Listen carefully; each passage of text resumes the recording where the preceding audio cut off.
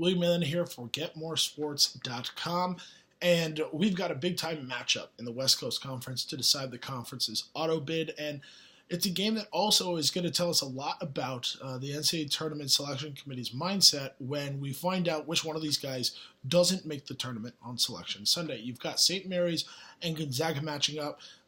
St. Mary's taking care of business in really a work-like fashion against Pepperdine in the semifinals, and then Gonzaga taking care of BYU in a close game to avenge some losses that they had to BYU earlier this season. But in the regular season, St. Mary's sweeps both of these games, and why were they able to do it?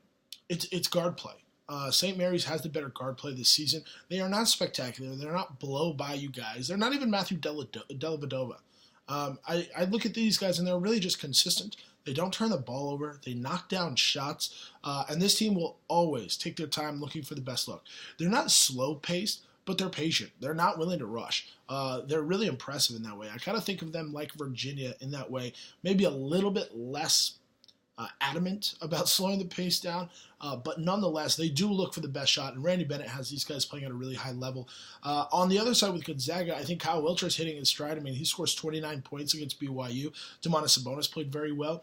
If they can dominate the inside, like they really, I thought they took care of business fine on the interior in the earlier two matchups this season. I would like to see them kind of take the next step with that. However, it all comes down to guard play. Gonzaga needs Josh Perkins to be that borderline five-star recruit that he was a couple years ago and play at a dynamic level. Because if they don't win, their resume is so thin, they could be on the outside looking into the NCAA tournament.